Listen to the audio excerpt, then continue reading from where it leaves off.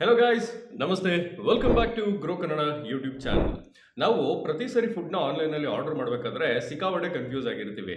ಈ pizza order ಮಾಡೋದ, burger, ಪಾಸ್ತಾನ ಅಂತ ಸುಮಾರು ಆಪ್ಷನ್ಸ್ನ ನಾವು ಬ್ರೌಸ್ ಮಾಡಿ ಕೊನೆಗೆ ಬಿರಿಯಾನಿನೇ ಆರ್ಡರ್ ಮಾಡಿರ್ತೀವಿ. ಫುಡ್ ವಿಚಾರದಲ್ಲಿ ಈ ರೀತಿ ಕನ್ಫ್ಯೂಸ್ ಆದರೆ ಮ್ಯೂಚುವಲ್ ಫಂಡ್ ವಿಚಾರದಲ್ಲೂ ಇದೇ ರೀತಿ ನಾವು ಕನ್ಫ್ಯೂಸ್ ಆಗಿರ್ತೀವಿ. ಏನಕ್ಕೆ ಅಂತಂದರೆ ಮ್ಯೂಚುವಲ್ ಫಂಡ್ಸಲ್ಲೂ ನಮಗೆ large cap, mid cap, small cap, sectoral fund ಅಂತ ಸುಮಾರು ಆಪ್ಷನ್ಸ್ ಇದೆ.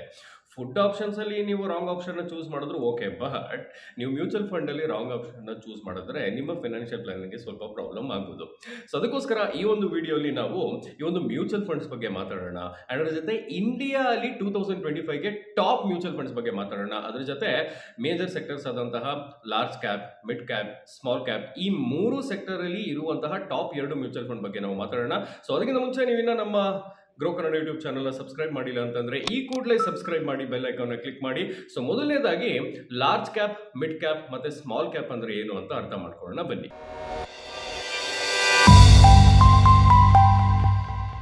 ಮೊದಲನೇದಾಗಿ ಲಾರ್ಜ್ ಕ್ಯಾಪ್ ಫಂಡ್ ಬಗ್ಗೆ ಮಾತಾಡಬೇಕು ಅಂತ ಅಂದರೆ ಈ ಒಂದು ಲಾರ್ಜ್ ಕ್ಯಾಪ್ ಫಂಡ್ ಅವರು ಮೇಜರ್ ಆಗಿ ವೆಲ್ ರೆಪ್ಯೂಟೆಡ್, ವೆಲ್ ಎಸ್ಟಾಬ್ಲಿಷ್ಡ್ ಮತ್ತೆ ಸ್ಟೇಬಲ್ ಇನ್ಕಮ್ ಗ್ರೋತ್ ಇರುವಂತಹ ಕಂಪ್ನೀಸ್ ಅಲ್ಲಿ ಇವರು ಇನ್ವೆಸ್ಟ್ಮೆಂಟ್ ಮಾಡ್ತಾರೆ. ಅಂಡ್ ಯಾರ್ಯಾರು ಒಂದು ಮಾಡರೇಟ್ ರಿಸ್ಕ್ ಟೇಕರ್ಸ್ ಇರ್ತಾರೋ ಅವ್ರಿಗೆ ಈ ಒಂದು ಫಂಡ್ ಬೆಸ್ಟ್ ಸೂಟೆಡ್ ಅಂತ ಹೇಳ್ಬೋದು. ಅದ್ರ ಜೊತೆಗೇನೆ ಯಾರ್ಯಾರು ಸ್ಟೆಡಿ ಗ್ರೋತ್ ಮತ್ತೆ ಸ್ಟೇಬಲ್ ರಿಟರ್ನ್ ಎಕ್ಸ್ಪೆಕ್ಟ್ ಮಾಡ್ತಿರ್ತಾರೋ ಅವರು ಈ ಒಂದು ಫಂಡ್ಸ್ನ ಯೂಶುವಲ್ ಆಗಿ ಚೂಸ್ ಮಾಡ್ತಾರೆ. ಅಂಡ್ ಸೆಬಿ ರೆಗ್ಯುಲೇಷನ್ಸ್ ಪ್ರಕಾರ ಈ ತರದ ಫಂಡ್ಗಳು 80% ಆಫ್ ದ ಅಲೋಕೇಶನ್ಸ್ನ ಲಾರ್ಜ್ ಕ್ಯಾಪ್ ಸ್ಟಾಕ್ ಅಲ್ಲಿ ಮಾಡಬೇಕು ಅಂತ ಹೇಳುತ್ತೆ. ನೆಕ್ಸ್ಟ್ ಬಂದು mid cap fund. Mid cap fund ಬಂದು ಯೂಶಲಿ ಮೀಡಿಯಂ ಸೈಜ್ ಕಂಪ್ನೀಸ್ ಅಲ್ಲಿ ಇನ್ವೆಸ್ಟ್ಮೆಂಟ್ ಮಾಡ್ತಾರೆ.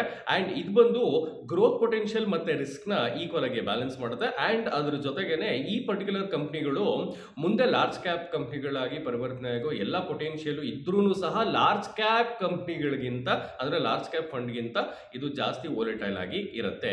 ಅಂಡ್ ಸೆಬಿ ರೆಗ್ಯುಲೇಷನ್ಸ್ ಪ್ರಕಾರ ಈ ತರದ ಫಂಡ್ಗಳು 65% ಆಫ್ ದ ಅಲೋಕೇಶನ್ಸ್ ನ ಮೀಡಿಯಂ ಸೈಜ್ ಕಂಪ್ನಿ ಅಂದ್ರೆ ಮಿಡ್ ಕ್ಯಾಪ್ ಕಂಪ್ನಿಗಳಿಗೆ ಅಲೋಕೇಟ್ ಮಾಡಬೇಕು ಅಂತ ರೂಲ್ ಇದೆ. Last but not the list small cap fund. Small cap fund ಅವರು ಯೂಶುವಲ್ ಆಗಿ ಸ್ಮಾಲ್ ಕ್ಯಾಪ್ ಈಕ್ವಿಟಿ ಕಂಪ್ನಿಗಳಲ್ಲಿ ಇನ್ವೆಸ್ಟ್ಮೆಂಟ್ ಮಾಡ್ತಾರೆ. ಅಂದ್ರೆ ಮಾರ್ಕೆಟ್ ಕ್ಯಾಪಿಟಲೈಸೇಷನ್ ಪ್ರಕಾರ 250th ರ್ಯಾಂಕ್ ಇಂತ ಕೆಳಗಡೆ ಯಾವೊಂದು ಕಂಪ್ನಿಗಳಿರುತ್ತೋ ಅದರಲ್ಲಿ ಇವರು ಇನ್ವೆಸ್ಟ್ಮೆಂಟ್ ಮಾಡ್ತಾರೆ.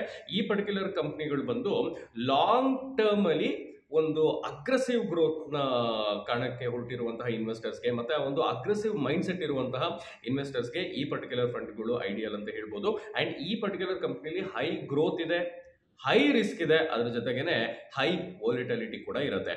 ಅಂಡ್ ಸೆಬಿಯ ಒಂದು ರೂಲ್ಸ್ ಅಂಡ್ ರೆಗ್ಯುಲೇಷನ್ಸ್ ಪ್ರಕಾರ ಈ ತರಹದ ಫಂಡ್ಗಳು ಕನಿಷ್ಠ ಪಕ್ಷ 65% ಆದ್ರೂ ಸ್ಮಾಲ್ ಕ್ಯಾಪ್ ಈಕ್ವಿಟಿ ಸ್ಟಾಕ್ಸ್ ಅಲ್ಲಿ ಇನ್ವೆಸ್ಟ್ಮೆಂಟ್ ನ ಮಾಡಬೇಕು ಅಂತ ಹೇಳುತ್ತೆ. ಸೊ ತಡ ಮಾಡದೆ ಈ ಎಲ್ಲಾ ಕ್ಯಾಟಗರಿಯಲ್ಲಿ ಇರುವಂತಹ ಟಾಪ್ 2 ಮ್ಯೂಚುವಲ್ ಫಂಡ್ ಬಗ್ಗೆ ನಾವು ಈಗ ಮಾತಾಡೋಣ. ಕಳೆದ 10 ವರ್ಷಗಳಲ್ಲಿ AMFI ಡೇಟಾ ಪ್ರಕಾರ ಲಾರ್ಜ್ ಕ್ಯಾಪ್ ಫಂಡ್ ಅಲ್ಲಿ ಇರುವಂತಹ ಟಾಪ್ 2 ಸ್ಟಾಕ್ಸ್ ಯಾವುದು ಅಂದ್ರೆ Nippon India large cap fund ಮತ್ತು Canara Robeco blue chip equity fund. ಮೊದಲನೇದಾಗಿ Nippon India large cap fund ಬಗ್ಗೆ ಮಾತಾಡೋಣ. ಈ ಫಂಡ್ ಬಗ್ಗೆ ಮಾತಾಡೋಕ್ಕಿಂತ ಮುಂಚೆ ಇದರ ರಿಸ್ಕೋಮೀಟರ್ ನ ನಾವು ನೋಡೋಣ. ರಿಸ್ಕೋಮೀಟರ್ ಅಂತ ಅಂದ್ರೆ ಈ ಪರ್ಟಿಕ್ಯುಲರ್ ಫಂಡ್ ಜೊತೆ ಅಸೋಸಿಯೇಟ್ ಆಗಿರುವಂತಹ ರಿಸ್ಕ್ ಎಷ್ಟು ಅನ್ನೋದ ಇದು ತೋರಿಸುತ್ತೆ. ಸೊ ಈ ಪರ್ಟಿಕ್ಯುಲರ್ ಫಂಡಿನ ರಿಸ್ಕೋಮೀಟರ್ ನ ನೀವೀಗ ನೋಡ್ತಾ ಇರೋ ಹಾಗಿದ್ರೆ ಇದರ ಒಂದು ರಿಸ್ಕ್ ಸ್ವಲ್ಪ ಜಾಸ್ತಿನೇ ಇದೆ ಅಂತ ನಮ್ಮ ರಿಸ್ಕೋಮೀಟರ್ ತೋರಿಸ್ತಾ ಇದೆ. ಸೊ ಈಗ ಈ ಪರ್ಟಿಕ್ಯುಲರ್ ಫಂಡ್ ಅಲ್ಲಿ ಇರುವಂತಹ ಟಾಪ್ 5 ಸ್ಟಾಕ್ ಹೋಲ್ಡಿಂಗ್ ಯಾವುದು ಅಂತ ನೋಡೋಣ. ಸೊ ನೀವೀಗ ಸ್ಕ್ರೀನ್ ಮೇಲೆ ನೋಡ್ತಾ ಇರೋ ಹಾಗಿದ್ರೆ ಈ ಪರ್ಟಿಕ್ಯುಲರ್ ಫಂಡಿನ ಟಾಪ್ 5 ಸ್ಟಾಕ್ಸ್ ಯಾವುದು ಅಂತಂದ್ರೆ HDFC Bank limited 9.64%, ICICI Bank limited 6.44%, Reliance industry limited 5.7%, ITC limited 5.41%, Infosys limited 4.38%. And ಇದರ ಟಾಪ್ 5 ಸೆಕ್ಟರ್ ಹೋಲ್ಡಿಂಗ್ ಯಾವುದು ಅಂತಂದ್ರೆ banks 26.03%, IT software 9.32%, diversified FMCG 6.63%, ಪವರ್ಗೆ ಇವರು 5.95% ನ ಅಲೋಕೇಟ್ ಮಾಡಿದ್ದಾರೆ. ಅದರ ಜೊತೆ ಪೆಟ್ರೋಲಿಯಂ ಪ್ರಾಡಕ್ಟ್ಸ್ಗೆ 5.70% ನ ಅಲೋಕೇಟ್ ಮಾಡಿದ್ದಾರೆ. ಈಗ ನಿಪಾನ್ ಇಂಡಿಯಾ ಪ್ರೈವೇಟ್ ಲಿಮಿಟೆಡ್ ನ ಬೆಂಚ್ ಮಾರ್ಕ್ ಅಗೇನ್ಸ್ಟ್ ನೋಡೋಣ. First of all bench mark ಅಂದ್ರೆ ಏನು ಅಂತಂದ್ರೆ ಯೂಶಲಿ ಮ್ಯೂಚುವಲ್ ಫಂಡ್ ಹೌಸಸ್ಗಳು ಈ ಒಂದು ಫಂಡ್ಗಳ ಒಂದು ಪರ್ಫಾರ್ಮೆನ್ಸ್ ನ ಕಂಪೇರ್ ಮಾಡೋದಕ್ಕೆ ಒಂದು ರೆಫರೆನ್ಸ್ ಇಂಡೆಕ್ಸ್ ನ ಅಸೈನ್ ಮಾಡಿರ್ತಾರೆ. ಸೊ ಈ ಒಂದು ರೆಫರೆನ್ಸ್ ಇಂಡೆಕ್ಸ್ ನ ಇನ್ವೆಸ್ಟರ್ಸ್ ಗಮನದಲ್ಲಿ ಇಟ್ಕೊಂಡು ಈ ಒಂದು ಫಂಡ್ಗಳ ಪರ್ಫಾರ್ಮೆನ್ಸ್ ನ ನೀವು ಕಂಪೇರ್ ಮಾಡಿ ಈ ಒಂದು ಪರ್ಟಿಕ್ಯುಲರ್ ಫಂಡ್ ಚೆನ್ನಾಗಿ ಪರ್ಫಾರ್ಮ್ ಮಾಡ್ತಿದ್ಯಾ ಅಥವಾ ಮಾಡ್ತಿಲ್ವಾ ಅನ್ನೋದನ್ನ ನೀವು ಗೇಜ್ ಮಾಡಬಹುದು. ಈಗ ನಿಪಾನ್ ಇಂಡಿಯಾ ಲಾರ್ಜ್ ಕ್ಯಾಪ್ ಫಂಡಿನ ಒಂದು ಬೆಂಚ್ ಮಾರ್ಕ್ ಬಗ್ಗೆ ಮಾತಾಡೋ ಹಾಗಿದ್ರೆ ನಿಪಾನ್ ಇಂಡಿಯಾ ಕನ್ಸಿಸ್ಟೆಂಟ್ ಆಗಿ ಚೆನ್ನಾಗಿ ಪರ್ಫಾರ್ಮ್ ಮಾಡಿದೆ. ನೀವೀಗ ಸ್ಕ್ರೀನ್ ಮೇಲೆ ನೋಡ್ತಾ ಇರೋ ಹಾಗೆ ಕಳೆದ 1, 3, 5, 7 ಮತ್ತು 10 ವರ್ಷದ ಪೀರಿಯಡ್ ಅಲ್ಲಿ ಈ ಒಂದು ಬೆಂಚ್ ಮಾರ್ಕ್ ನ ಸಕ್ಸಸ್ಫುಲ್ ಆಗಿ ಬೀಟ್ ಮಾಡಿದೆ ಅಂಡ್ ಈ ಒಂದು ಪರ್ಟಿಕ್ಯುಲರ್ ಫಂಡ್ ಬಂದು ಒಂದು ಔಟ್ ಪರ್ಫಾರ್ಮ್ ಮಾಡಿದೆ ಅಂತ ಹೇಳಿದ್ರು ತಪ್ಪಾಗಲ್ಲ. ಈಗ ಇದರ ಕ್ರಿಟಿಕಲ್ ರೇಷಿಯೋಸ್ ನಾವು ಮಾತಾಡೋಣ. ಈಗ ನಾವು 4 ಇಂಪಾರ್ಟೆಂಟ್ ರೇಷಿಯೋ ಬಗ್ಗೆ ಮಾತಾಡೋಣ. Standard deviation, Sharpe ratio, Sortino ratio ಮತ್ತೆ ಬೀಟಾ. ಮೊದಲನೇದಾಗಿ ಸ್ಟ್ಯಾಂಡರ್ಡ್ ಡಿವಿಯೇಷನ್ ಅಂದ್ರೆ ಏನು ಅಂತ ಅಂದ್ರೆ ಇದು ಬಂದು ಮ್ಯೂಚುವಲ್ ಫಂಡ್ ಅಲ್ಲಿ ಒಂದು ರಿಸ್ಕ್ ರೈಡರ್ ಆಗಿ ಆಕ್ಟ್ ಮಾಡುತ್ತೆ. ಸ್ಟ್ಯಾಂಡರ್ಡ್ ಡಿವಿಯೇಷನ್ ಅಂತ ಅಂದ್ರೆ ತುಂಬಾ ಸಿಂಪಲ್ ವರ್ಡ್ಸ್ ಅಲ್ಲಿ ಎಕ್ಸ್ಪೆಕ್ಟೆಡ್ ಪರ್ಫಾರ್ಮೆನ್ಸ್ ಗಿಂತ ಎಷ್ಟು ಡಿವಿಯೇಟ್ ಆಗಿದೆ ಈ ಒಂದು ಫಂಡಿನ ಒಂದು ಪರ್ಫಾರ್ಮೆನ್ಸ್ ಅಂತ ಅರ್ಥ. ಸೊ ಯೂಶುವಲ್ ಆಗಿ ಈ ಒಂದು ಫಂಡ್ಸ್ಗಳಲ್ಲಿ ಸ್ಟ್ಯಾಂಡರ್ಡ್ ಡಿವಿಯೇಷನ್ ಜಾಸ್ತಿ ಇತ್ತು ಅಂತಂದ್ರೆ ನಿಮ್ಮ ಒಂದು ರಿಟರ್ನ್ ಸಹ ಜಾಸ್ತಿ ವೇರಿ ಆಗುತ್ತೆ ಅಂತ ಅರ್ಥ. ಅಲ್ಲಿಗೆ ಜಾಸ್ತಿ ವೋಲಟಿಲಿಟಿ ಮತ್ತೆ ಜಾಸ್ತಿ ರಿಸ್ಕ್ ಇದೆ ಅಂತ ಅರ್ಥ.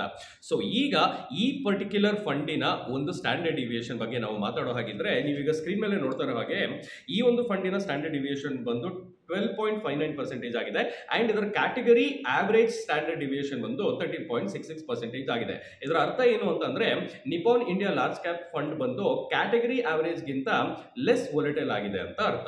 ನೆಕ್ಸ್ಟ್ ಬಂದು ಶಾರ್ಪ್ ರೇಷಿಯೋ. ಶಾರ್ಪ್ ರೇಷಿಯೋ ಬಂದು ಮ್ಯೂಚುವಲ್ ಫಂಡಿನ ರಿಸ್ಕ್ ಅಡ್ಜಸ್ಟೆಡ್ ರಿಟರ್ನ್ ನ ಮೆಜರ್ ಮಾಡುತ್ತೆ. ಅಂದ್ರೆ ನೀವು ಪ್ರತಿ ಯೂನಿಟ್ ಮೇಲೆ ಎಷ್ಟು ರಿಸ್ಕ್ ನ ತಗೊಂತೀರೋ ಅದ್ರ ಮೇಲೆ ಎಷ್ಟು ರಿಟರ್ನ್ ನೀವು ಜನರೇಟ್ ಮಾಡಬಹುದು ಅನ್ನೋದನ್ನ ಈ ಒಂದು ಪರ್ಟಿಕ್ಯುಲರ್ ರೇಷಿಯೋ ಹೇಳುತ್ತೆ. ಸೊ ಯೂಶುವಲ್ ಆಗಿ ಈ ಒಂದು ರೇಷಿಯೋ ಜಾಸ್ತಿ ಇತ್ತು ಅಂತ ಅಂದ್ರೆ ನೀವು ಪ್ರತಿ ಯೂನಿಟ್ ಮೇಲೆ ಎಷ್ಟು ರಿಸ್ಕ್ ನ ತಗೊಂತೀರೋ ಅದಕ್ಕಿಂತ ಒಂದು ಸ್ವಲ್ಪ ಜಾಸ್ತಿ ರಿಟರ್ನ್ ನೀವು ಎಕ್ಸ್ಪೆಕ್ಟ್ ಮಾಡ್ತೀರಾ ಅಂತ ಅರ್ಥ. ಸೊ ಈಗ ಈ ಪರ್ಟಿಕ್ಯುಲರ್ ಫಂಡಿನ ಒಂದು ಶಾರ್ಪ್ ರೇಷಿಯೋ ಬಗ್ಗೆ ಮಾತಾಡೋ ಹಾಗಿದ್ರೆ 1.22 ಇದೆ ಅಂಡ್ ಇದರ ಒಂದು ಕ್ಯಾಟಗರಿ ಆವರೇಜ್ ಶಾರ್ಪ್ ರೇಷಿಯೋ ಬಂದು 0.73% ಇದೆ. ಸೊ ಅಲ್ಲಿಗೆ ಈ ಪರ್ಟಿಕ್ಯುಲರ್ ಫಂಡ್ ಬಂದು ನೀವು ತಗೊಳ್ಳೋ ರಿಸ್ಕ್ ಗಿಂತ ಒಂದು ಜಾಸ್ತಿ ಸುಪೀರಿಯರ್ ರಿಟರ್ನ್ ಕೊಡ್ತಿದೆ ಅಂತ ಅರ್ಥ. ಅಲ್ಲಿಗೆ ಈ ಪರ್ಟಿಕ್ಯುಲರ್ ಫಂಡ್ ಇದರ ಪಿಯರ್ಸ್ ಗೆ ಕಂಪೇರ್ ಮಾಡಿದ್ರೆ ಒಂದ್ ಸ್ವಲ್ಪ ರಿಸ್ಕ್ ನ ಚೆನ್ನಾಗಿ ಮ್ಯಾನೇಜ್ ಮಾಡ್ತಿದೆ ಅಂತ ಅರ್ಥ. ನೆಕ್ಸ್ಟ್ ಬಂದು ಸಾರ್ಟಿನೋ ರೇಷಿಯೋ. ಸಾರ್ಟಿನೋ ರೇಷಿಯೋ ಬಂದು ಶಾರ್ಪ್ ರೇಷಿಯೋ ತರನೇ ಒಂದು ಮ್ಯೂಚುವಲ್ ಫಂಡಿನ ರಿಸ್ಕ್ ಅಡ್ಜಸ್ಟೆಡ್ ರಿಟರ್ನ್ ಇಷ್ಟು ಅಂತ ನಿಮಗೆ ತಿಳಿಸ್ಕೊಡುತ್ತೆ, ಬಟ್ ಆಪೋಸಿಟ್ ಡೈರೆಕ್ಷನ್ ಅಲ್ಲಿ. ಅಂದ್ರೆ ಒಂದು ಡೌನ್ ಫಾಲ್ ಅಲ್ಲಿ ಈ ಪರ್ಟಿಕ್ಯುಲರ್ ಫಂಡಿನ ಪಾಸಿಬಿಲಿಟಿ ಆಫ್ ಲಾಸ್ ಎಷ್ಟು ಅನ್ನೋದನ್ನ ಈ ಒಂದು ರೇಷಿಯೋ ತಿಳಿಸ್ಕೊಡುತ್ತೆ. ಯೂಶುವಲ್ ಆಗಿ ಸಾರ್ಟಿನೋ ರೇಷಿಯೋ ಬಂದು 1 ರಿಂದ 2 ಮಧ್ಯೆ ಇದ್ರೆ ತುಂಬಾ ಪ್ರಿಫರಬಲ್ ಅಂತ ಹೇಳ್ತಾರೆ. ಸೊ ಈ ಪರ್ಟಿಕ್ಯುಲರ್ ಫಂಡಿನ ಸಾರ್ಟಿನೋ ರೇಷಿಯೋ ಬಂದು 2.2 ಇದೆ ಅಂಡ್ ಇದರ ಕ್ಯಾಟಗರಿ ಆವರೇಜ್ ಬಂದು 1.28 ಇದೆ. ಸೊ ಇದರಿಂದ ನಾವೇನ್ ಅರ್ಥ ಮಾಡ್ಕೊಬಹುದು ಅಂತ ಅಂದ್ರೆ ಇದರ ಪಿಯರ್ಸ್ ಗೆ ಕಂಪೇರ್ ಮಾಡಿದ್ರೆ ಡೌನ್ ಸೈಡ್ ರಿಸ್ಕ್ ಗೆ ರಿಲೇಟಿವ್ ಆಗಿ ಇದು ಒಂದು ಬೆಟರ್ ರಿಸ್ಕ್ ಅಡ್ಜಸ್ಟೆಡ್ ರಿಟರ್ನ್ ನ ಕೊಡ್ತಿದೆ ಅಂತ ಅರ್ಥ. ನೆಕ್ಸ್ಟ್ ಬಂದು ಬೀಟಾ. ಬೀಟಾ ಅಂತ ಅಂದ್ರೆ ಮಾರ್ಕೆಟ್ ಮೂವ್ಮೆಂಟ್ ಗೆ ಸಂಬಂಧಪಟ್ಟಂತೆ ಫಂಡು ಎಷ್ಟು ಸೆನ್ಸಿಟಿವ್ ಆಗಿದೆ ಅಂತ ಅರ್ಥ. ಯೂಶುವಲ್ ಆಗಿ ಬೀಟಾ ವ್ಯಾಲ್ಯೂ 1 ಇದೆ ಅಂತ ಅಂದ್ರೆ ಅದು ಮಾರ್ಕೆಟ್ ಗೆ ಇನ್ಲೈನ್ ಆಗಿದೆ ಅಂದ್ರೆ ಅಲೈನ್ ಆಗಿದೆ ಅಂತ ಅರ್ಥ. ಬೀಟಾ ವ್ಯಾಲ್ಯೂ 1 ಗಿಂತ ಜಾಸ್ತಿ ಇದೆ ಅಂತ ಅಂದ್ರೆ ಅದು ಜಾಸ್ತಿ ವೊಲಟೈಲ್ ಆಗಿದೆ ಅಂತ. ಬೀಟಾ ವ್ಯಾಲ್ಯೂ 1 ಗಿಂತ ಕಮ್ಮಿ ಇದ್ರೆ ಅದು ಕಮ್ಮಿ ವೊಲಟೈಲ್ ಆಗಿದೆ ಅಂತ ಅರ್ಥ. ಈ ಪರ್ಟಿಕ್ಯುಲರ್ ಫಂಡಿನ ಒಂದು ಬೀಟಾ ವ್ಯಾಲ್ಯೂನ ನಾವು ಈಗ ನೋಡೋ ಹಾಗಿದ್ರೆ ಸ್ಕ್ರೀನ್ ಮೇಲೆ ನೋಡ್ತಾ ಇರೋ ಹಾಗೆ ಅದು 0.94 ಇದೆ ಅಂಡ್ ಇದರ ಅರ್ಥ ಬಂದು ಇದು ಮಾರ್ಕೆಟ್ ಗಿಂತ ಒಂದ್ ಸ್ವಲ್ಪ ಕಮ್ಮಿ ರಿಸ್ಕ್ ಅಂತ ಅರ್ಥ. ಈಗ ಇನ್ನೊಂದು ಇಂಪಾರ್ಟೆಂಟ್ ರೇಷಿಯೋ ಬಗ್ಗೆ ಮಾತಾಡೋಣ, ಅದನ್ನೇ turn over ratio. Turn over ratio ಅಂತ ಅಂದ್ರೆ ಈ ಪರ್ಟಿಕ್ಯುಲರ್ ಫಂಡ್ ಅಲ್ಲಿ ಇರುವಂತಹ fund managers over a period of 1 year ಎಷ್ಟು ಸರಿ ಈ ಪರ್ಟಿಕ್ಯುಲರ್ ಫಂಡ್ ಅಲ್ಲಿ ಇರುವಂತಹ ಅಸೆಟ್ಸ್ ಅಂದ್ರೆ ಸ್ಟಾಕ್ಸ್ ನ ಬೈ ಮಾಡ್ತಾರೆ ಸೆಲ್ ಮಾಡ್ತಾರೆ 1 ವರ್ಷದಲ್ಲಿ ಅಂತ ಅರ್ಥ. ಈ ಪರ್ಟಿಕ್ಯುಲರ್ ಫಂಡಿನ ಟರ್ನ್ ಓವರ್ ರೇಷಿಯೋ ಬಂದು 17% ಆಗಿದೆ. ಇದರಿಂದ ನಾವೇನ್ ಅರ್ಥ ಮಾಡ್ಕೊಬಹುದು ಅಂತಂದ್ರೆ ಈ ಪರ್ಟಿಕ್ಯುಲರ್ ಫಂಡಿನ ಫಂಡ್ ಮ್ಯಾನೇಜರ್ಸ್ ಬಂದು ಬೈ ಅಂಡ್ ಹೋಲ್ಡ್ ಸ್ಟ್ರಾಟಜಿನ ಫಾಲೋ ಮಾಡ್ತಾರೆ. ಅಂದ್ರೆ ಒಂದು ಸ್ಟಾಕ್ಸ್ ನ ಬೈ ಮಾಡ್ತಾರೆ ಮತ್ತೆ ಜಾಸ್ತಿ ದಿನಗಳ ಕಾಲ ಅದನ್ನ ಹೋಲ್ಡ್ ಮಾಡುವಂತಹ ಒಂದು ಸ್ಟ್ರಾಟಜಿನ ಇವರು ಫಾಲೋ ಮಾಡ್ತಿದ್ದಾರೆ ಅಂತ ಅರ್ಥ. ಇದರಿಂದ ನಾವೇನು ಅರ್ಥ ಮಾಡ್ಕೊಬಹುದು ಅಂತಂದ್ರೆ ಈ ಪರ್ಟಿಕ್ಯುಲರ್ ಫಂಡ್ ಅಲ್ಲಿ ಅವಾಗ ಫ್ರೀಕ್ವೆಂಟ್ ಆಗಿ ರೀಬ್ಯಾಲೆನ್ಸಿಂಗ್ ಆಫ್ ಅಸೆಟ್ಸ್ ಆಗಲ್ಲ ಅಂತ ಅರ್ಥ. ಟೋಟಲ್ ಎಕ್ಸ್ಪೆನ್ಸ್ ರೇಷಿಯೋ ಬಗ್ಗೆ ಮಾತಾಡೋ ಹಾಗಿದ್ರೆ 0.67% ಇದೆ, which means that annual maintenance charges ಒಂದು ತುಂಬಾ ಮಿನಿಮಲ್ ಆಗಿದೆ ಅಂತ ಅರ್ಥ. ಈಗ ಇನ್ನೊಂದು ತುಂಬಾನೇ ಕ್ರೂಷಿಯಲ್ ಮತ್ತೆ ಇಂಪಾರ್ಟೆಂಟ್ ಆಗಿರೋ ಒಂದು ರೇಷಿಯೋ ಬಗ್ಗೆ ಮಾತಾಡಬೇಕು ಅಂತ ಅಂದ್ರೆ market upside and downside capture ratio. ಈಗ ಅದ್ರ ಬಗ್ಗೆ ಮಾತಾಡೋಣ. ಈಗ ಮಾರ್ಕೆಟ್ ಅಪ್ಸೈಡ್ ಕ್ಯಾಪ್ಚರ್ ರೇಷಿಯೋ ಅಂತ ಅಂದ್ರೆ ಒಂದು ಮಾರ್ಕೆಟ್ ಅಪ್ ಟ್ರೆಂಡ್ ಅಲ್ಲಿ ಇದೆ ಅಂತ ಅಂದ್ರೆ ಈ ಪರ್ಟಿಕ್ಯುಲರ್ ಫಂಡ್ ಅದರ ಒಂದು ಬೆಂಚ್ ಮಾರ್ಕ್ ಗೆ ಸಂಬಂಧಪಟ್ಟಂತೆ ಎಷ್ಟು ಒಂದು ಅಪ್ ಮೂವ್ ನ ಕ್ಯಾಪ್ಚರ್ ಮಾಡೋದಕ್ಕೆ ಪೊಟೆನ್ಶಿಯಲ್ ಇದೆ ಅಂತ ಅರ್ಥ. And market down side capture ratio ಅಂತ ಅಂದ್ರೆ ಒಂದು ಮಾರ್ಕೆಟ್ ಡೌನ್ ಟ್ರೆಂಡ್ ಅಲ್ಲಿ ಇದ್ದಾಗ ಈ ಪರ್ಟಿಕ್ಯುಲರ್ ಫಂಡ್ ಎಷ್ಟು ಒಂದು ಡೌನ್ ಫಾಲ್ ನ ಕಾಣಬಹುದು with respect to its benchmark ಅಂತ ಅರ್ಥ. ಸೊ ಪ್ರಿಫರಬಲಿ ಈ ಒಂದು ಅಪ್ಸೈಡ್ ಮೂವ್ಮೆಂಟ್ ಗೆ ಇದರ ಒಂದು ರೇಷಿಯೋ ಬಂದು 100 ಗಿಂತ ಜಾಸ್ತಿ ಇದ್ರೆ ಒಳ್ಳೇದು and downside capture ratio ಬಂದು 100 ಗಿಂತ ಕಮ್ಮಿ ಇದ್ರೆ ಒಳ್ಳೇದು. ಸೊ ಈ ಪರ್ಟಿಕ್ಯುಲರ್ ಫಂಡಿನ ಅಪ್ಸೈಡ್ ರೇಷಿಯೋ ನೀವೀಗ ನೋಡ್ತಾ ಇರೋ ಹಾಗಿದ್ರೆ ಅಪ್ಸೈಡ್ ಕ್ಯಾಪ್ಚರ್ ರೇಷಿಯೋ ಬಂದು 111 ಇದೆ. ಸೊ ಇದರ ಅರ್ಥ ಏನು ಅಂತ ಅಂದ್ರೆ ಪ್ರತಿ ಸರಿ ಬೆಂಚ್ ಮಾರ್ಕ್ ಇಂಡೆಕ್ಸ್ 10% ಮೇಲೆ ಹೋದ್ರೆ ಈ ಫಂಡ್ ಬಂದು 11.1% ಮೇಲೆ ಹೋಗೋ ಚಾನ್ಸಸ್ ಇದೆ ಅಂತ ಅರ್ಥ. ಅದ್ರ ಜೊತೆ ಇದರ ಡೌನ್ ಸೈಡ್ ಕ್ಯಾಪ್ಚರ್ ರೇಷಿಯೋ ಬಂದು 74 ಇದೆ.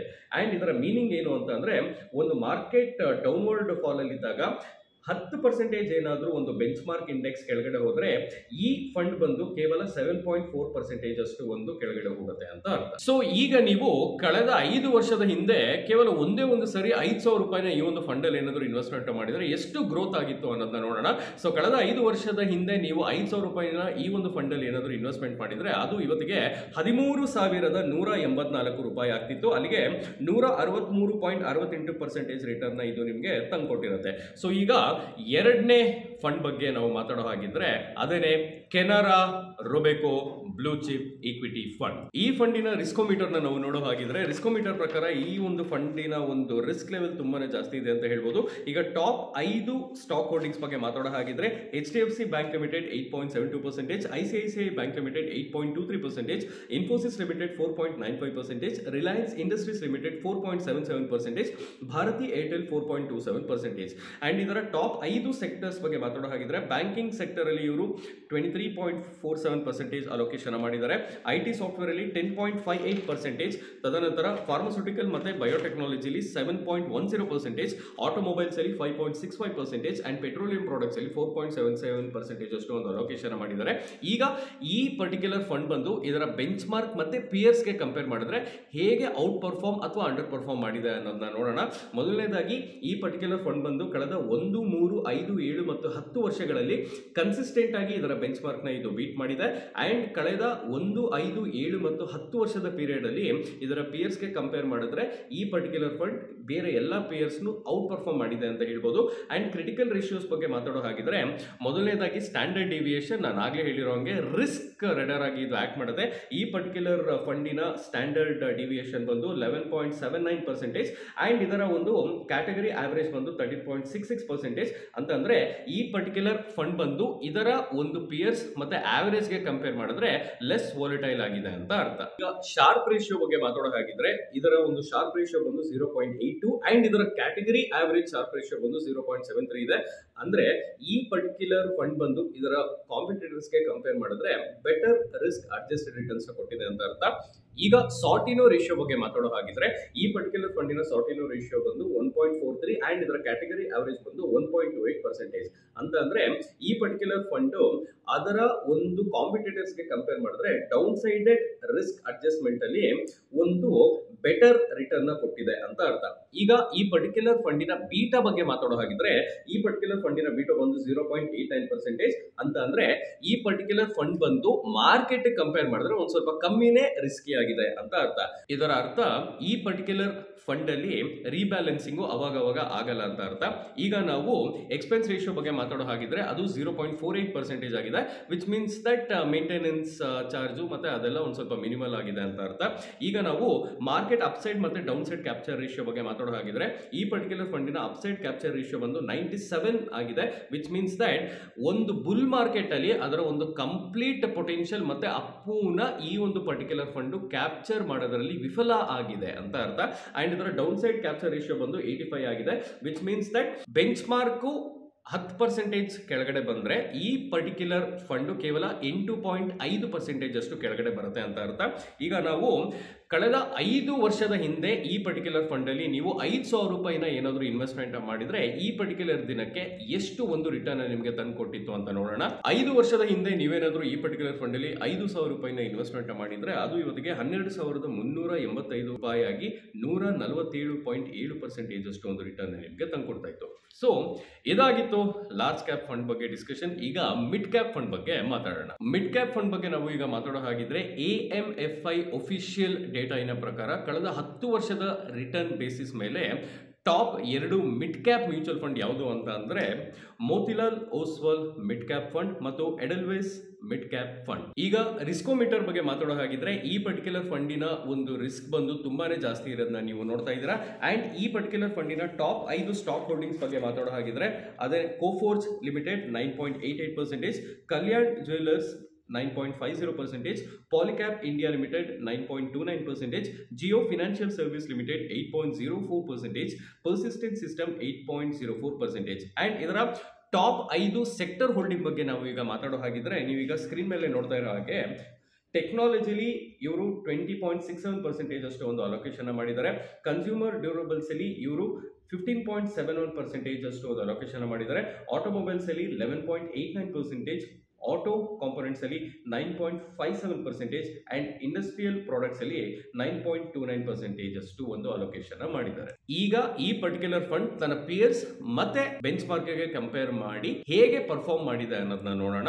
ಮೊದಲನೇದಾಗಿ ನೀವೀಗ ಸ್ಕ್ರೀನ್ ಮೇಲೆ ನೋಡ್ತಾ ಇರೋ ಹಾಗೆ ಕಳೆದ 1, 3, 5, 7 ಮತ್ತು 10 ವರ್ಷಗಳ ಟೈಮ್ ಪೀರಿಯಡ್ ಅಲ್ಲಿ ಬೆಂಚ್ ಮಾರ್ಕ್ ಮತ್ತೆ ಪಿಯರ್ಸ್ ಎರಡನ್ನೂ ಸಹ ಈ ಪರ್ಟಿಕ್ಯುಲರ್ ಫಂಡ್ ಔಟ್ ಪರ್ಫಾರ್ಮ್ ಮಾಡಿರೋದನ್ನ ನಾವು ನೋಡಬಹುದು.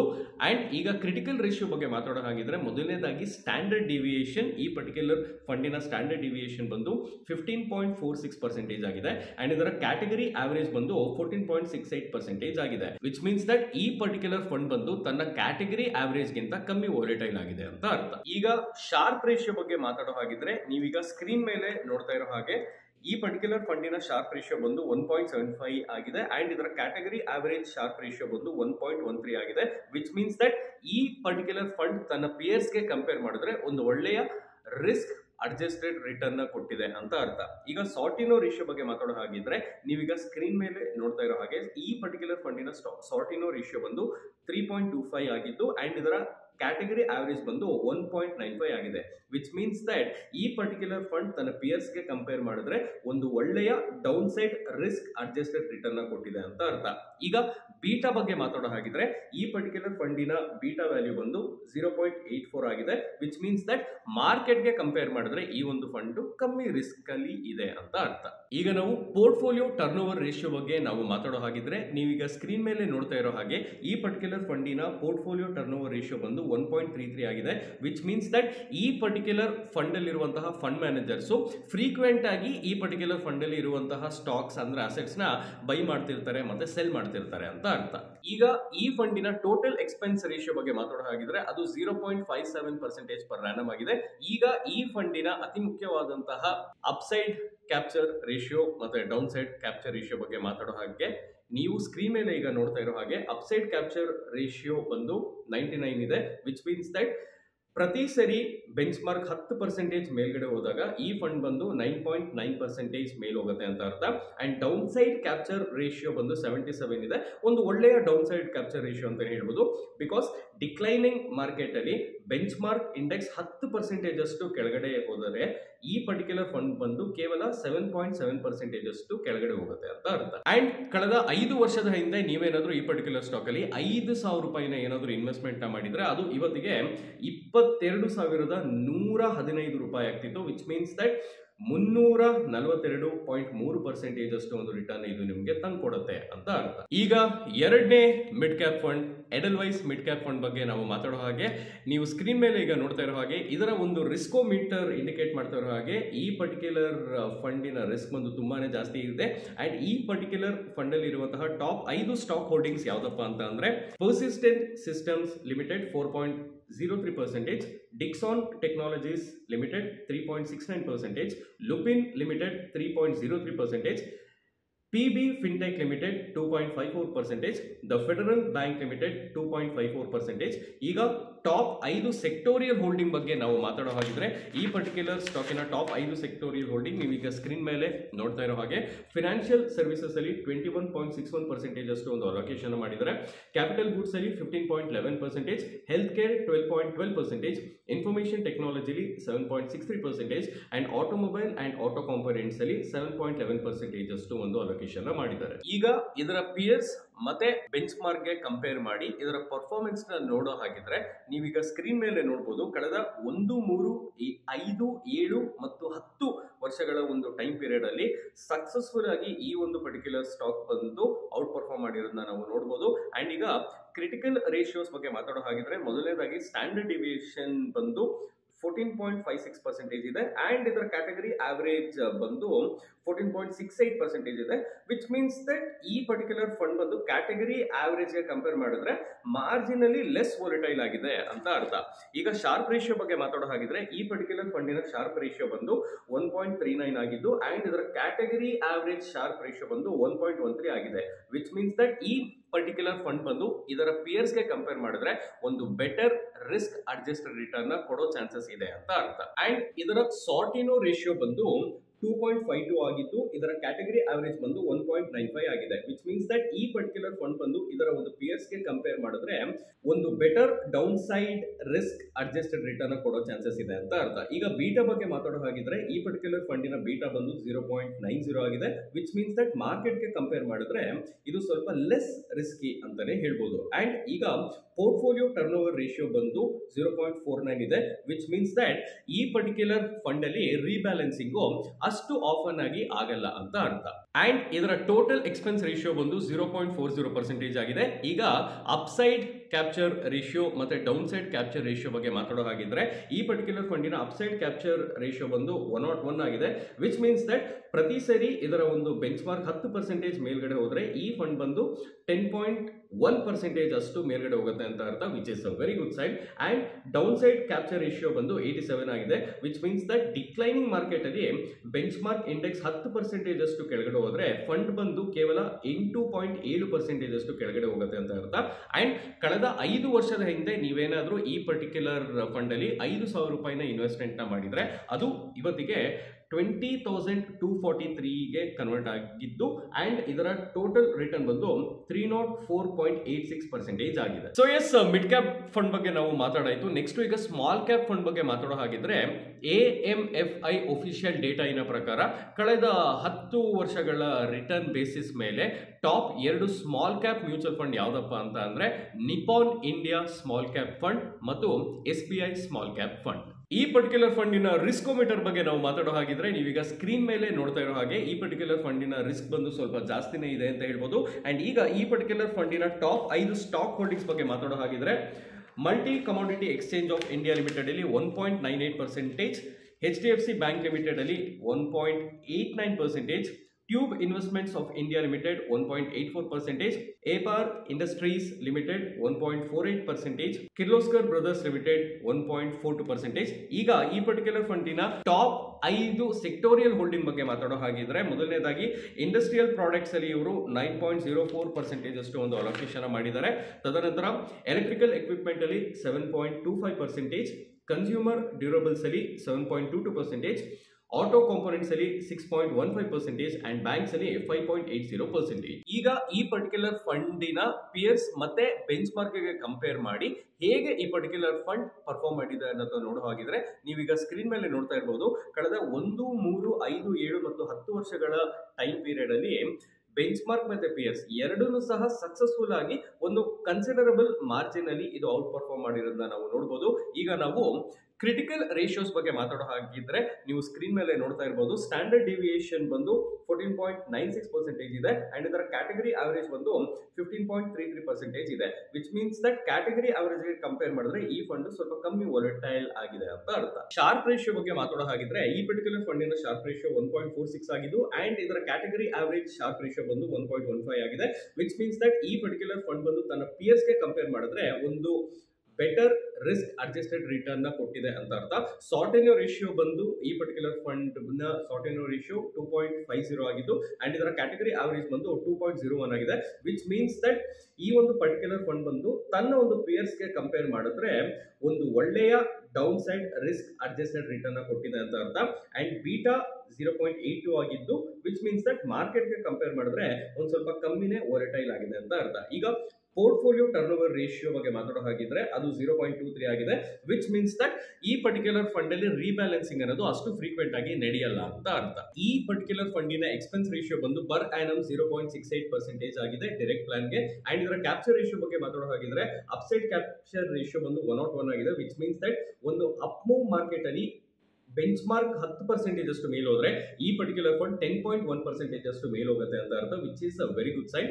And downside capture ratio ಬಂದು 80 ಇದೆ, which means that declining market ಅಲ್ಲಿ ಬೆಂಚ್ ಮಾರ್ಕ್ ಇಂಡೆಕ್ಸ್ 10% ಅಷ್ಟು ಕೆಳಗಡೆ ಹೋದ್ರೆ ಈ ಫಂಡ್ ಕೇವಲ 8% ಅಷ್ಟು ಕೆಳಗಡೆ ಹೋಗುತ್ತೆ ಅಂತ ಅರ್ಥ. ಅಂಡ್ ಈ ಪರ್ಟಿಕ್ಯುಲರ್ ಫಂಡ್ ಅಲ್ಲಿ ಒನ್ ಟೈಮ್ ಇನ್ವೆಸ್ಟ್ಮೆಂಟ್ ನ ನಿಲ್ಲಿಸಿರೋ ಕಾರಣ ಕಳೆದ 5 ವರ್ಷಗಳಲ್ಲಿ ಪ್ರತಿ ತಿಂಗಳು ನೀವು 5,000 ರೂಪಾಯಿಯಷ್ಟು ಒಂದು SIP ನ ಮಾಡಿದ್ರೆ ಅದು ನಿಮಗೆ ಟೋಟಲ್ ಇನ್ವೆಸ್ಟ್ಮೆಂಟ್ 3 ಲಕ್ಷ ಆಗಿರೋದು. ಅದು ಕಳೆದ 5 ವರ್ಷದಲ್ಲಿ ಈಗ ನಿಮಗೆ 7,57,320 ರೂಪಾಯಿಗೆ ಟರ್ನ್ ಆಗಿರೋದು, ವಿಚ್ ಮೀನ್ಸ್ ದಟ್ 151.87% ಅಷ್ಟು ರಿಟರ್ನ್ ಇದು ನಿಮಗೆ ತಂದುಕೊಟ್ಟಿದೆ ಅಂತ ಅರ್ಥ. ಈಗ ಎರಡನೇ ಸ್ಮಾಲ್ ಕ್ಯಾಪ್ ಫಂಡ್ ಆದಂತಹ SBI ಸ್ಮಾಲ್ ಕ್ಯಾಪ್ ಫಂಡ್ ಬಗ್ಗೆ ಮಾತಾಡೋಣ.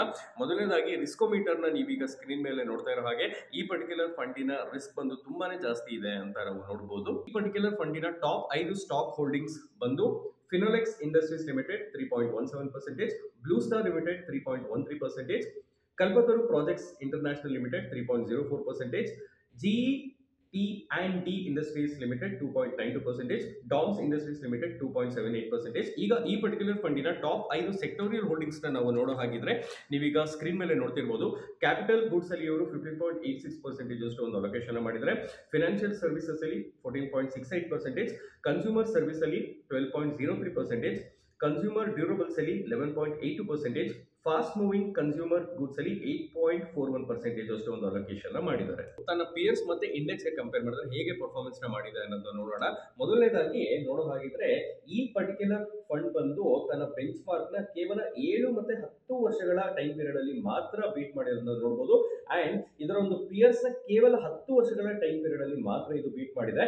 ಬಟ್ 1, 3 ಮತ್ತೆ 5 ವರ್ಷಗಳ ಪೀರಿಯಡ್ ಅಲ್ಲಿ ಯಾಕೆ ಇದು ಪರ್ಫಾರ್ಮೆನ್ಸ್ ನ ಮಾಡಲಿಲ್ಲ? ಇದರ ಒಂದು ಓವರ್ ಆಲ್ ಪಿಯರ್ಸ್ ಗೆ ಕಂಪೇರ್ ಮಾಡಿದ್ರೆ ಇದರ ಒಂದು category average of large cap allocation ಬಂದು 5.42% ಇದೆ.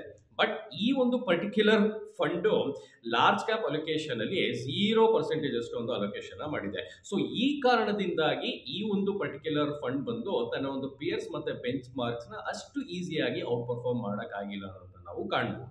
ಈಗ ಒಂದು ಬೆಟರ್ ಅಂಡರ್ಸ್ಟ್ಯಾಂಡಿಂಗ್ ಗೋಸ್ಕರ ಕ್ರಿಟಿಕಲ್ ರೇಷಿಯೋಸ್ ಬಗ್ಗೆ ಮಾತಾಡೋ ಹಾಗಿದ್ರೆ ಮೊದಲನೇದಾಗಿ ಸ್ಟ್ಯಾಂಡರ್ಡ್ ಡೆವಿಯೇಷನ್ ಬಂದು 12.64% ಇದೆ ಅಂಡ್ ಇದರ ಕ್ಯಾಟಗರಿ ಆವರೇಜ್ ಬಂದು 15.33% ಆಗಿದ್ದು, ವಿಚ್ ಮೀನ್ಸ್ ದಟ್ ಇದರ ಕ್ಯಾಟಗರಿ ಆವರೇಜ್ ಗೆ ಕಂಪೇರ್ ಮಾಡಿದ್ರೆ ಇದು ಲೆಸ್ ವಾಲಟೈಲ್ ಆಗಿದೆ ಅಂತ ನಾವು ನೋಡಬಹುದು. ಶಾರ್ಪ್ ಇಂಡೆಕ್ಸ್ ಬಗ್ಗೆ ನಾವು ಮಾತಾಡೋ ಹಾಗಿದ್ರೆ ಇದರ ಒಂದು ಶಾರ್ಪ್ ಇಂಡೆಕ್ಸ್ ಬಂದು 1.12 ಆಗಿದ್ದು ಅಂಡ್ ಇದರ ಕ್ಯಾಟಗರಿ ಆವರೇಜ್ ಶಾರ್ಪ್ ರೇಷಿಯೋ ಬಂದು 1.15 ಆಗಿದೆ, ವಿಚ್ ಮೀನ್ಸ್ ದಟ್ ಈ ಪರ್ಟಿಕ್ಯುಲರ್ ಫಂಡ್ ಬಂದು ಒಂದು ಒಳ್ಳೆಯ ರಿಸ್ಕ್ ಅಡ್ಜಸ್ಟೆಡ್ ರಿಟರ್ನ್ ನ ಕೊಡೋದ್ರಲ್ಲಿ ವಿಫಲ ಆಗಿದೆ ಅಂತ ಅರ್ಥ.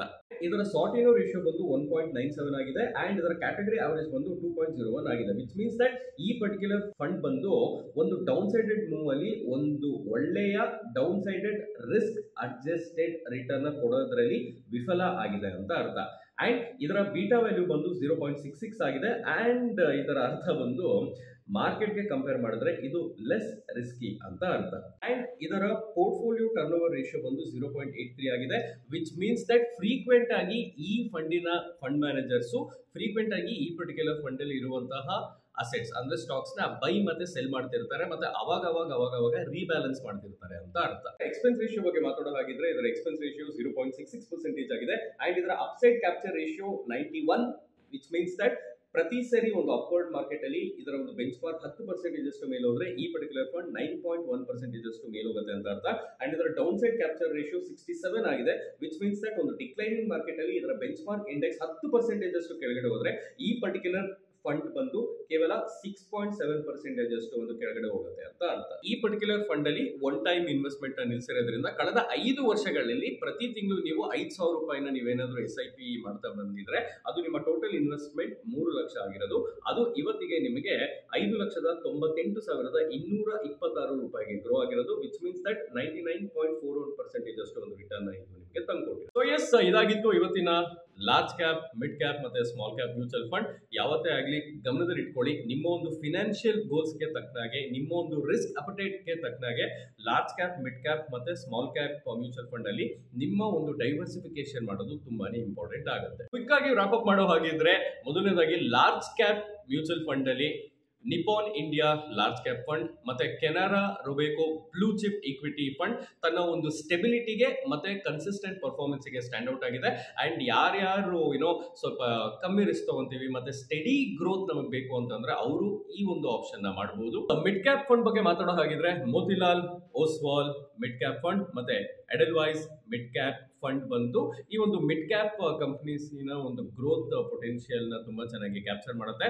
ಅಂಡ್ ಅದ್ರ ಜೊತೆ ಲೋವರ್ ರಿಸ್ಕ್ ಮತ್ತೆ ಒಂದು ಹೈಯರ್ ವಾಲಿಟಿಲಿಟಿ ಮತ್ತೆ ಒಂದು ಪರ್ಫೆಕ್ಟ್ ಬ್ಯಾಲೆನ್ಸ್ ನ ಈ ಪರ್ಟಿಕ್ಯುಲರ್ ಫಂಡ್ಸ್ ಮಾಡುತ್ತೆ ಅಂತ ಹೇಳಿದ್ರೆ ತಪ್ಪಾಗಲ್ಲ. ಸೊ ಯಾರು ಈ ಒಂದು ಮಿಡ್ ಕ್ಯಾಪ್ ಕಂಪನೀಸ್ ಒಂದು ರೋಬಸ್ಟ್ ಪರ್ಫಾರ್ಮೆನ್ಸ್ ಮೇಲೆ ಕ್ಯಾಪಿಟಲೈಸ್ ಮಾಡಬೇಕು, ಅದ್ರ ಮೇಲೆ ಇನ್ವೆಸ್ಟ್ ಮಾಡಬೇಕು ಅಂತಿದೆ ಅವ್ರಿಗೆ ಈ ಒಂದು ಪರ್ಟಿಕ್ಯುಲರ್ ಫಂಡ್ ಐಡಿಯಲ್ ಆಗಿದೆ.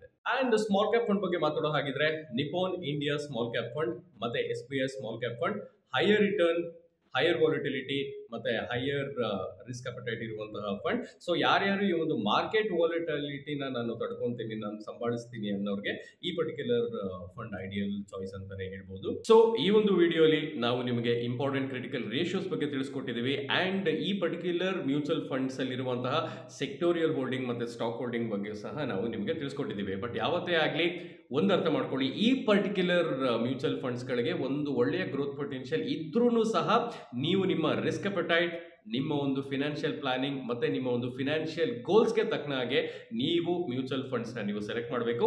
ಅಂಡ್ 2025 ಅಲ್ಲಿ ನೀವೇನಾದರೂ ಒಂದು ಬೆಸ್ಟ್ ಮ್ಯೂಚುವಲ್ ಫಂಡ್ನ ಸೆಲೆಕ್ಟ್ ಮಾಡಬೇಕು ಅಂತ ಅಂದ್ರೆ ನಿಮ್ಮ ಒಬ್ರು ಫಿನಾನ್ಷಿಯಲ್ ಅಡ್ವೈಸರ್ನು ಸಹ ನೀವು ಕನ್ಸಲ್ಟ್ ಮಾಡಿ. ಅಂಡ್ ಆಗಲೇ ಹೇಳಿರೋಂಗೆ ನಿಮ್ಮ ರಿಸ್ಕ್ ಅಪಟೈಟ್ ಮೇಲೆ ನೀವು ದ ಬೆಸ್ಟ್ ಮ್ಯೂಚುವಲ್ ಫಂಡ್ ನ ನೀವು ಸೆಲೆಕ್ಟ್ ಮಾಡ್ಕೋಬಹುದು. ಅಂಡ್ ಒಂದು ಡಿಸ್ಕ್ಲೇಮರ್, ಈ ಒಂದು ವಿಡಿಯೋ ಬಂದು ಬರೀ ಎಜುಕೇಶನಲ್ ಪರ್ಪಸ್ ಆಗಿತ್ತು, ಯಾವುದೇ ತರಹದ ಸ್ಟಾಕ್ ರೆಕಮೆಂಡೇಶನ್ ಅಥವಾ ಅಡ್ವೈಸರಿ ಅಲ್ಲ. ಅಂಡ್ ಹೊರಗಿನ ಮುಂಚೆ ಒಂದು ರಿಕ್ವೆಸ್ಟ್, ನೀವಿನ್ನ ನಮ್ಮ ಯೂಟ್ಯೂಬ್ ಚಾನಲ್ ನ ಸಬ್ಸ್ಕ್ರೈಬ್ ಮಾಡಿಲ್ಲ ಅಂತಂದ್ರೆ ಈ ಕೂಡಲೇ ಸಬ್ಸ್ಕ್ರೈಬ್ ಮಾಡಿ ಅಂಡ್ ಬೆಲ್ ಐಕಾನ್ ಕ್ಲಿಕ್ ಮಾಡಿ. ಮತ್ತೊಮ್ಮೆ ಇನ್ನೊಂದು ವಿಡಿಯೋಲಿ ನಾನು ನಿಮ್ಮನ್ನ ಭೇಟಿ ಆಗ್ತೀನಿ. And then happy investing.